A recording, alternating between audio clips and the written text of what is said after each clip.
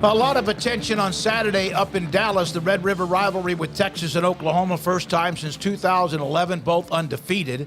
But also there's a game in College Station just a few hours away about the time that Texas OU game wraps up where Alabama and Texas A&M meet at Kyle Field. It will be rocking, and we're joined by the voice of Texas A&M, Andrew Monaco, here with us on 365 Sports. What do you think, Andrew? I know there's the loss early to Miami, who's ranked in the top 20. But what do you think the anticipation is going to be? Will it be like maybe the most recent one? Yeah, I think so. When you consider the last two times that they played, it came down to the final play. 2 years ago, Seth Small kicks the field goal.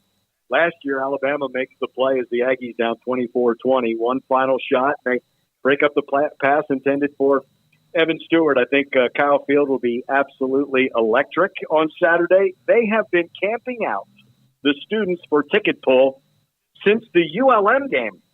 And then after Auburn, and we were on the road last week at Arkansas, so kind of a little bit of camping out in tents. And it seems each of the sports teams have taken the opportunity to feed the students who have been waiting for ticket pull for this Saturday's game. I think it's going to be absolutely another special one in what's becoming a nice rivalry in the SEC. Andrew, Max Johnson came in and played really well against Auburn. He played okay the other day. He had turnovers. What do you think Max Johnson, like, where are we going to find who Max Johnson is? I think you see a little of it. I think automatically you see the preparation and the reason why Max Johnson is something special. He's not a backup. He's just another starter, and give Jimbo Fisher a lot of credit. See, Max is a quarterback's son. So you know that you have to be ready. At a moment notice, you can come in. He makes Connor Wigman better. The relationship, obviously, is there.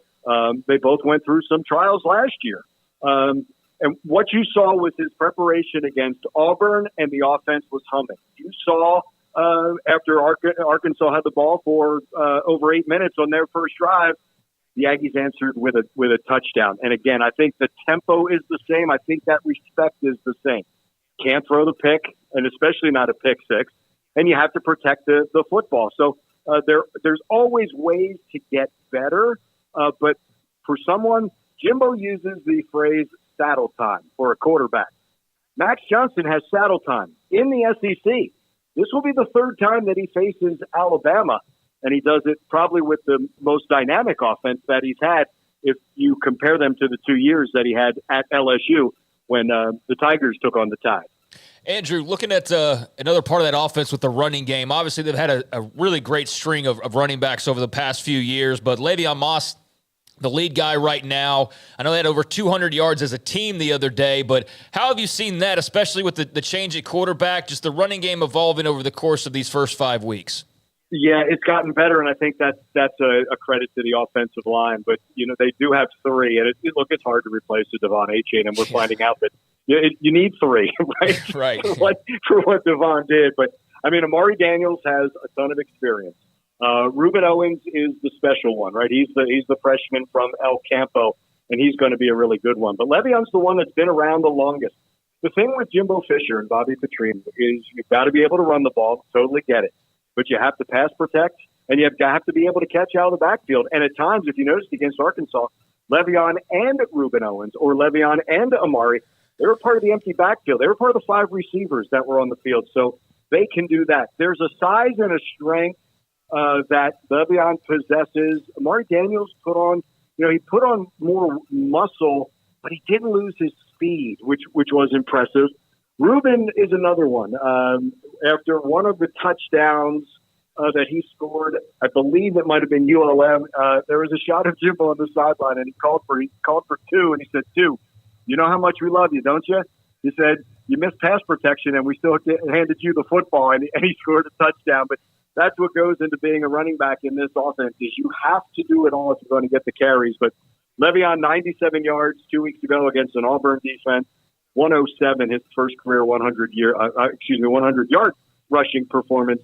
That comes at Arkansas. To do it against SEC defenses has to be pretty special for that young man. Andrew, what's been the tone of Jimbo Fisher? I know he does the weekly show. You do a lot of different things for A&M, not just the broadcast. But have you noticed Is he more calm?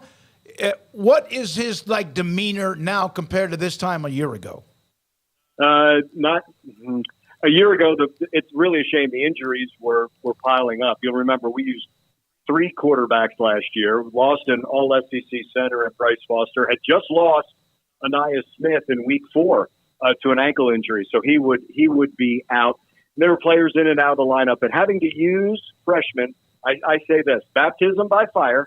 But I think they've been forged by that fire. I think they understand that they can play on this level probably sooner than what Jimbo wanted to do. I think he wanted to put them in for the 10 or 20 snaps, but instead they were playing 40, 50 snaps. And you guys know, after that comfort factor, when you get too many snaps, that's when some of the mistakes will happen. But I really think they were forged by that. He likes this team. I'm not going to lie.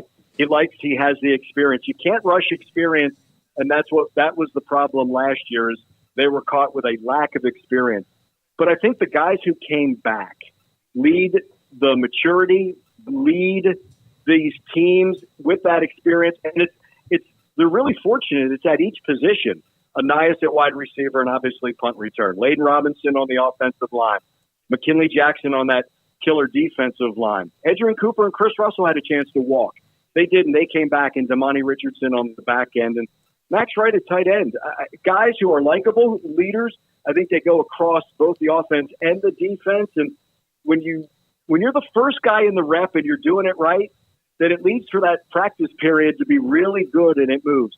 Jimbo knows he's got a good team. He's not going to ever shy away from that. And he's told this team that. But after Miami and then even at halftime at Auburn, he said, look, stop playing on eggshells and turn it loose. And you can see this defense is playing as well as it's played all season long. And this offense has been really good. They will take shots down the field for sure. And they've got some talent to go get those deep balls. So it's been nice. And I think the last couple of weeks you've seen them play some complimentary football. Have they played their best? No. And it kind of frightens me. If they play a complete game, look out.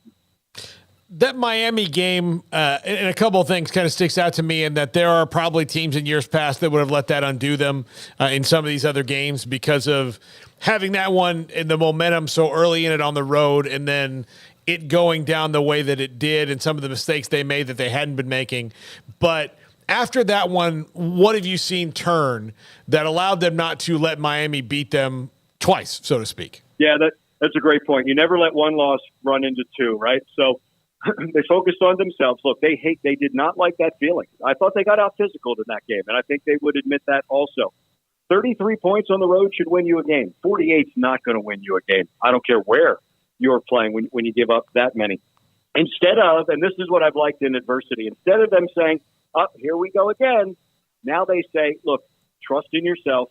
Let's trust in one another. What's the reason why we all came back? What's the reason why we want to do something special with this group and got back to work? I'm going to tell you, it was actually a good week of practice leading into Miami. Miami was even better than Texas A&M that day. Go back to the focus. And again, I think it is that, guys, you're good. And I think that message was reinforced to this team. You are good.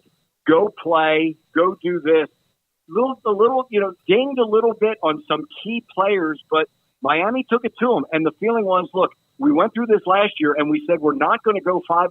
We're not going to have this same feeling. And I think you had leaders step up and say to one another, hey, let's change this. You're going to hear this phrase a lot, I think, through the rest of this year. Change the narrative. Well, Jimbo was real honest. He said, you didn't change the narrative. If you're going to keep going to the same script, you're going to get the same result. What are you going to do? And a lot of times he will say it, these players will say it. Look in the mirror. That's the only time you can be true to yourself. Are you doing everything that you possibly can? McKinley Jackson just said it today in the media availability. It's 11 guys, but everybody's got to do 1/11th of their job. And you're seeing that defense. They're all doing their 1/11th. On that offense, that offensive line is doing their job. I think that's the thing. The success against ULM, it wasn't about playing Louisiana Monroe. It was about getting back to Texas A&M's identity. And I think you're seeing that identity emerge of being a physical team, for being a conditioned team, for being a team that really wants to play all 60 minutes. And the opponent saying 60 is enough. We've had enough. You kind of want to take the will out of other teams. And I kind of saw that the last couple of weeks towards the end of the Auburn-Arkansas game. And That's because I think the Aggies have played more and more to their identity. Andrew, how impressed have you been with Torian York, the true freshman from Temple, SEC Freshman of the Week a week ago? I know he's a leader already on defense. I mean, starting right out of the gates, helping call plays and run the defense. He was a Baylor commit at one time. We watched him multiple times just down the road at Temple High School, but it just seems like he's come in and made a major splash right away. He's always started, right? He started 4 years in high school, correct? I believe is so, my yes. understanding. He's always started. So you're asking a freshman middle linebacker, and you're right. You've got to make every call. He's made every call. At no time was there any indecision. You know, in one of the coaches' nights as we go around the state, some of the fans will ask Jimbo, "Hey, when you recruit a kid, do they ask about starting?" And Jimbo has said, "Every great player that I've ever had has never asked me if they're going to start." That's how confident they are in their ability. They know they're going to start, right? That's Torian York. But more than anything, Jimbo has said, he's 18 going on 30. That's how mature he is. But when you talk to his teammates about him, there is so much admiration. They love the way they play. There is that trust in him. I think he's something special. To be an SEC Defensive Player of the Week is something special. I think he knows that his defensive line is special. That is allowing him to make plays. Now, it's one thing for that front four. You still have to make that tackle. But I'm telling you what, 21 is always around the ball. And that's another change, I think, for A&M. Deeper, more talented linebackers. At times they were thin in years past. They're not. And Torian York, I think, is going to have a great career at Texas A&M. Andrew, I had mentioned this leading up to the season, that maybe because the spotlight was not so bright on them like it was a year ago because of the recruiting class, that maybe that was a good thing. The expectations were kind of, not quite the same. I'm not saying inside the program, and maybe that's allowed them to just go about their business with so much, just do who they need to be who they need to be, and not be worried about getting caught up in all the hype. And I think that may have helped them as well. No, I totally agree with you. But here's the but, right? At some point, you've got to learn to play with that low number next to your name, right? Yep. But they weren't ready for that last year. The expectations were too big. Now with this group, I think they're fine. I think it's, hey, you know what? Underestimate us. I think that gives them a little bit of a chip on their shoulder. But at some point, that does change. No, I think you're right. And I think, the win, I said this, the win over LSU last year at the end of 2022 had to be their first game of 2023. They were mad that there wasn't another game. Now, they had the right to be mad, but they put themselves in that position to not have another game. There was no bowl game. They didn't win enough. So what are you going to do about it? And that's the work that you see in the offseason. That's the work that they did when you're not in camp, whether it's spring or fall. What are you doing on your own?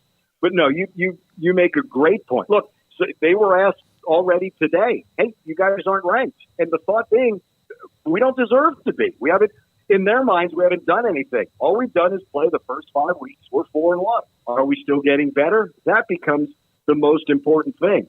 But no, I totally agree with you. It's like, yeah, I thought being ranked preseason number 6, gosh, that's great, but they never played like it. And I don't know if that was part of that group that's no longer here. I mean, yes, it's the number 1 recruiting class. Yes, a number of people left. But yes, it's still an impactful class that I think even with all the guys who leave, that's number 4. And you're seeing the effect of that class. Evan Stewart, Noah Thomas, Bryce Anderson, Walter Nolan. Those guys are now the impact guys. It didn't pay off in year 1, but those guys aren't here for just 1 year. These guys are here for the 4 years, or if you're going to go to Sunday, some of them want to play it's just 3 now, right? They want to play 3 years and get to the NFL. But you have now they're becoming impact guys in their second and possibly third year, and the effectiveness of the transfer portal, I think they did that better in this offseason than they had in the past. They were able to fill in some holes with Josh DeBerry, one of the starting corners, with Geronte Davis coming from Jackson State as part of that linebacking crew. I think that has really helped them. But you've got to have those dynamite recruiting classes. And you know what? It's something Jimbo has done very well for 6 seasons. They're no longer out recruiting Oklahoma State and Houston. They're out recruiting Alabama, Georgia, Ohio State. That's what he's really done, I think, with he and his staff, the recruiting in the offseason. Okay, so then how does A&M get over the historical hump that they win when there's no expectations, but when there are, they don't? Because Andrew, I've been following this team for my whole life, and that's just what they are. Like it's so weird that happens to them. It was the November swoon, right? Mm-hmm. And November is what you remember, right? And all those years, they would be great. And they would be maybe number 5 in the college football playoff and then go lay an egg at Ole Miss, right? Something like that.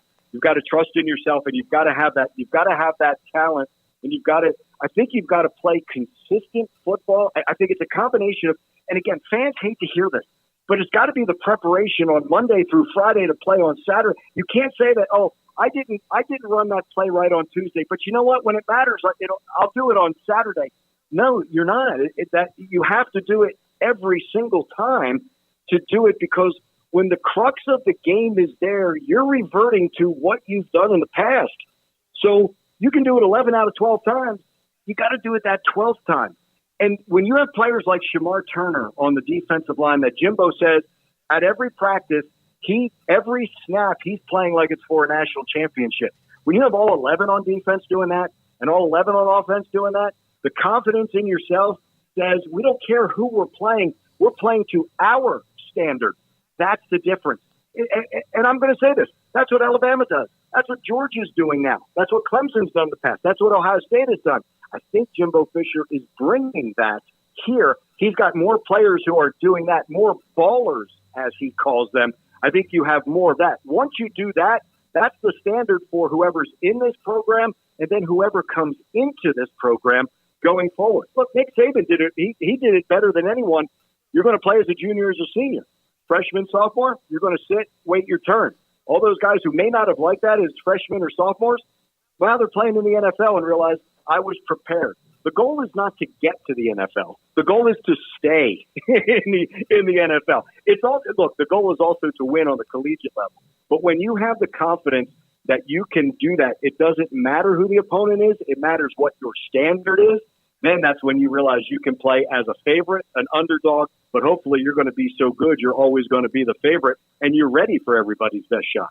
Andrew, great stuff, and we appreciate your time. Enjoy the week. I know you will.